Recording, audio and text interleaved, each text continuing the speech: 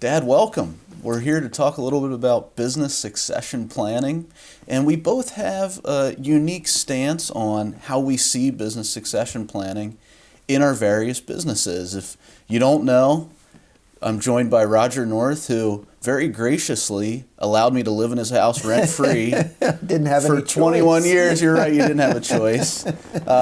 He is my father. And one of the unique things that we're going to talk about throughout the series is that we're both in professional services businesses here in the same community, but we're not in business together. No, we aren't. We're not in a family business. Nope. And you're on the leadership consulting and strategic planning side of a lot of these engagements, as well as hiring and things like that, and have been doing that for quite some time in your own business. And I am part of a financial advisory firm here. And so we see this a little more from the personal side, but of course also see how that affects businesses as well. So thanks for being here. You're welcome. Happy to be here. Great, great. Well, let's start off by talking a little bit about business in general and the different exit strategies that we have available to us. You and I see a lot of different ones. We're going to focus on one particular method throughout this series, but there's a couple of options for us out there. Yeah, I've heard the advice given that you shouldn't start a business without having an exit strategy. And that's probably good advice, probably long-term thinking. I don't know how realistic or feasible that is. I started the business that we have now 24 years ago, and I couldn't foresee what we have now or what the challenges would be, and I don't know that I would even have thought that much about it. But of course, we're in many different conversations with, as you are, with businesses of different shapes and sizes and different life cycles. And so it's very common for me to be in conversations about, hey, what's next? I'm getting toward the end of my energy here. I'm getting toward a time when maybe some form of retirement is appropriate. What are my options? Well, I think about that. I see basically three broad options for privately held businesses. And we're exclusively talking about privately held businesses, not publicly held businesses. And one which is fairly perplexing to me, but I see it fairly often, is just to get to the end of the business's life and shut it down. And that happens in smaller businesses, maybe particularly in certain types of businesses.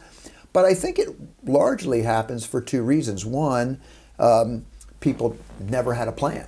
They never brought professionals in. They didn't have enough discussions. And the second would be they probably didn't realize that their business might have some value beyond its depreciated physical assets, whatever they may be. So that is, by the numbers, that's a fairly common end state for privately owned businesses, and in some ways a little sad. It may be necessary in some cases, particularly if the business hasn't had a good run, hasn't been profitable, or runs into particular market-based problems. But that's one that we see. The second, of course, would be an outright sale. Would be the idea that, hey, I want to maximize the value of this business that I've worked on for most of my life, and it's time to get out. And there's nothing wrong with that. That's clearly the privilege, clearly something that a private owner has the right to do. Yeah, and I think what is happening in the business community today, especially the startup world of businesses, is it almost feels like that's the only option, is an outright sale, maximize the value. And you and I think there's a little more to it than that. That's the right option for some business owners, for many business owners. But there's a little more to it than just I'm in business to maximize the ending value of what I've built. I think the reason we hear so much about that is because it's companies that do IPOs that get publicity. Correct. You're not going to get a lot of publicity, frankly, nor should you, when you own a small community-based private business and you sell it or you do transition. So, of course, the third option is the one that you and I see most often and are privileged to support most often is some kind of succession, usually internal. And it's actually the much harder route to go. And I would say, from my perspective, I would look at it as a both and. It's the much harder route to go, and it's the much more rewarding route to go. And in a lot of ways, it should be that way, right? I mean, I think so. We're in a free market economy, and generally risk and reward should be linked to a pretty high degree.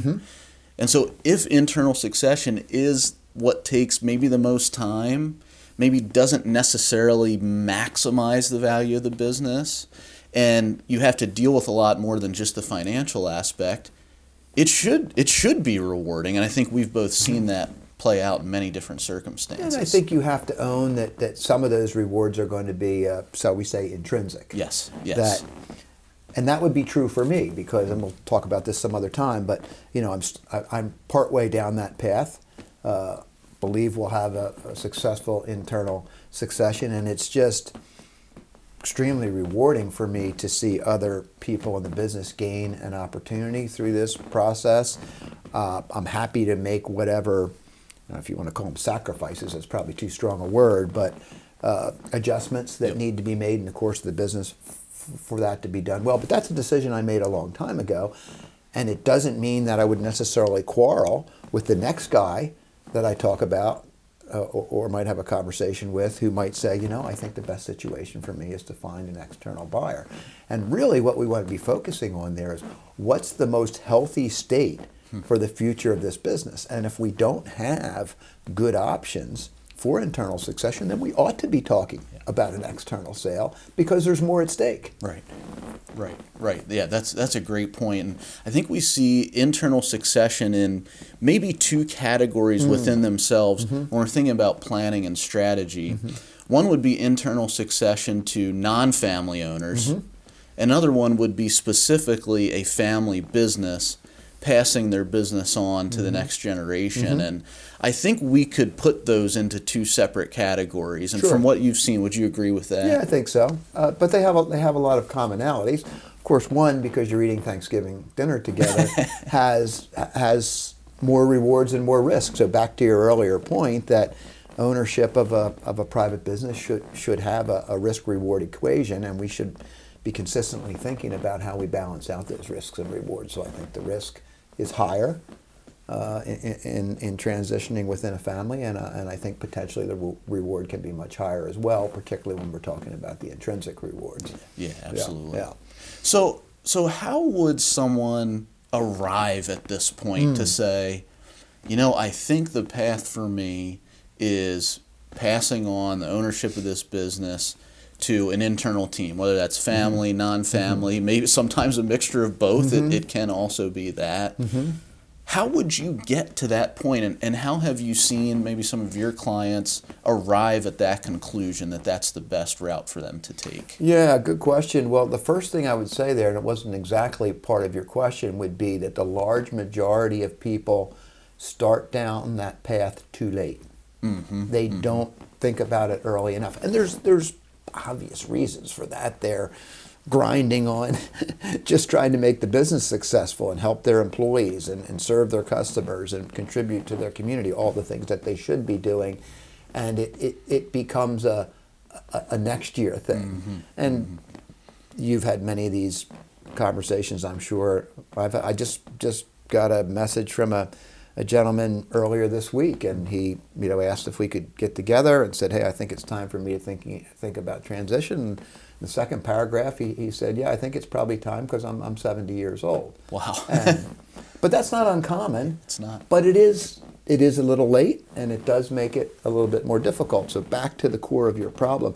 As early as you can summon up the energy, the on-the-business energy, to begin to think about that and begin to prepare for it.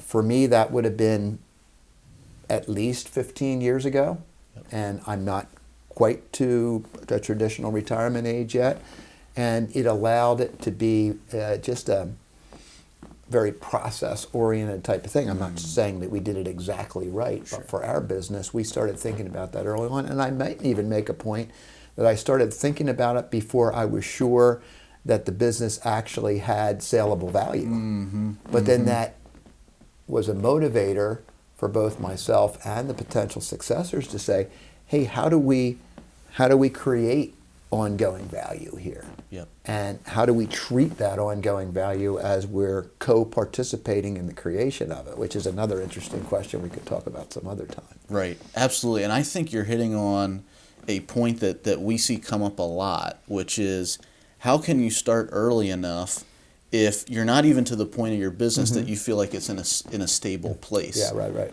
And you and I know, business growth is not linear. You don't start and grow at the same rate each year. There's ups and downs. Yes. And generally speaking, there's a period of, for most privately held businesses, there's a period of maybe 5, 10, even 15 or 20 years of just kind of marginal success. You're doing fine. You're supporting your employees. You're providing something of value to the marketplace, but you're not knocking it out of the park financially, organizationally. And that can happen really, really quickly. And I think especially over these last 5 years, we've seen a lot of those instances because we've had such a prolonged, prosperous period coming out of what we had to go through in 2008 and 2009. Right. And so I think there's a lot of business owners getting to that point where they're sitting down with you or with me and they're saying, Roger, Gary, my business is just, it's grown to a point that I never thought it would be at. Right. Do you think that is also something that business owners need to think a little bit more about, visioning toward the future and pushing the limits of where maybe they could envision their business being? Is that part of the starting early conversation as well? I always think planning is a good idea. You probably heard the old statement, man plans, God laughs, that kind of idea. But I don't think it precludes the need for planning. Yeah. I think if you have a plan, it's a little bit like going on a long driving trip. If you start out and you have a plan as to when you're going to leave, what are the main roads you're going to take, when are you going to take rest stops or lunch or whatever those things might be, that when you get to a detour, you've narrowed the number of choices that you need to make to stay on course. And so I look at a business the same way. And so yes, I think planning is important. But to your point, I don't know that if even I would go back, I'll pick a number, 5 or 6 years, because I would say to your earlier point, I've been in business 24 years now, the 10 to 15 year was still a fairly marginal thing in terms of financial outcomes. Yes, I was making a living, but the types of things that people that aren't in business think that people that are in business can harvest financially out of their business is a minority kind of thing. Right. People that have second and third homes and all this crazy kind of thing. That's minority stuff. Yes. So for us, it was probably 10 to 15 years till I got past anything that was other than certainly a decent living, but nothing that anybody would write a Forbes article about, that kind of thing. And so I don't know whether we could have foreseen what we have now, which is a fairly prolonged period of prosperity, but a lot of that was external opportunities to which you referred. So we've had a prolonged economic expansion, and many of us, yes, we're working hard, yes, we're planning, yes, we're hopefully providing value to our employees, our clients, and our community, but we're clearly benefiting from a long-term economic good fortune, I guess we would say, that's well outside of our control. Right. Yeah. Yeah, and the financial piece, of course, is a major factor, and I think a lot of times when we're starting out in the business, we're thinking a lot about the future financial outcomes of the business. But once we get into it, we think about those a little bit less, especially once we reach a point of some sort of stability, either for us or for our business as a whole. And financial motivation, I don't think, and I don't think you believe either, is enough to decide to go down the path of internal succession, because it takes longer. You probably don't maximize your value, so to speak, versus especially an outright sale. And you have to deal with things outside of just the financial element. I mean, there's a lot of really really smart people that you and I know that if you came to them and said, hey, I want to sell this business in 2 years, they could tell you exactly how to manage it financially to maximize the value of the business. Sure. But when we're talking about internal succession, the financial element to some degree is an afterthought as long as the business can support the transition. Mm-hmm. If we look and say, hey, the cash flow of the business is going to be able to support this transition, to me, that's more of a, we've got that box checked. Yeah, we have to figure out all the details of that. But the thing we really have to work on is organizational development, is communication, is trust, so on and so forth. And so where can we find a compelling why to say, yes, I want to do internal succession? It's going to take, we're telling you, it's going to take more time. You might not quite get the value out of it. You're probably going to put way more energy into it than you are into your actual business. It's going to take a lot of time to work on this. So where do we find that why and find that motivation to go down this path? Yeah, well, I think the inference of your question is that it's going to be perhaps even too difficult to successfully accomplish internal succession unless you have a really strong purpose, or as you put it, a why. And so I think that particularly that first generation founder or entrepreneur really needs to find that, identify it, stay focused on it, because the route of internal succession is longer, has more bumps, likely will have more detours, and may even have less direct financial reward. Because generally speaking, not always, but generally speaking, internal succession means that the first generation owner is willing to take a discount of some kind. Comes in the form of gifting and other types of things within a family business, comes in other ways in a non-family, privately held, closely held business. So for me, my why has always been pretty clear. That is, I believe that I was given a God-given mission. And so if it's a God-given mission, it shouldn't end with me. And then I can add to it just the blessing or tremendous respect that I have for the people that have joined me, and believing that they not only deserve an opportunity, but will likely take the opportunity that we're co-creating and make something greater out of it, which comes back around to an even greater attachment to the original mission, which is a deeply held belief on my part that it will become something even better after me, not because I'm a huge roadblock in it, I may be, but not because of that, but just because there are other people, they're creative, we put a good foundation in place, build on the foundation, and we think we've collected the talent to do so. So I think that why question is really important if you're going to go down this path. If your why would I want this business to go on well beyond me and go through the blood, sweat, and tears, so to speak, to get there,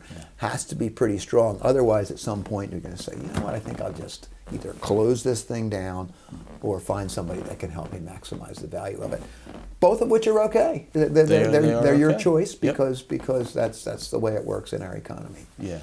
You know, I haven't thought about it in the context of, it's in a way that you're caring for the next generation of your business and the future of your own business by giving others the opportunity to continue to grow it and build it. That takes a fairly significant amount of humility.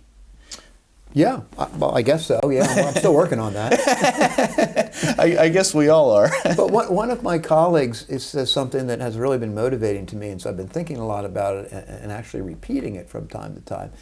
He likes to say that the things that we're doing today or creating today, whether it's in our personal lives or businesses, are really for people whose names we do not yet know. Wow. And that is really profound when you think about the responsibility that comes with what I would call a God-given mission, and the privilege of being the owner or perhaps the steward of a business, that we're creating something that can be much greater in the future for some people that we already know and some people that we don't yet know. And that's been very, very compelling for me. Wow. That's a really neat why for me. Yeah, well, and that alone, just when you say it, it just carries so much more weight than, well, I built this for me and I want to get it. Again, in some cases, that's the right decision, but that why has depth to it. It has depth. It Yep. means something more than just me. And so we're saying you've got to figure out your why. You've got to answer that question first. And as we go through the rest of the series, we're going to assume we've answered yes. I've got my why. I have my compelling vision. I'm motivated to do it. And we'll talk a little bit more about how we're going to make it happen. I look forward to it. Great.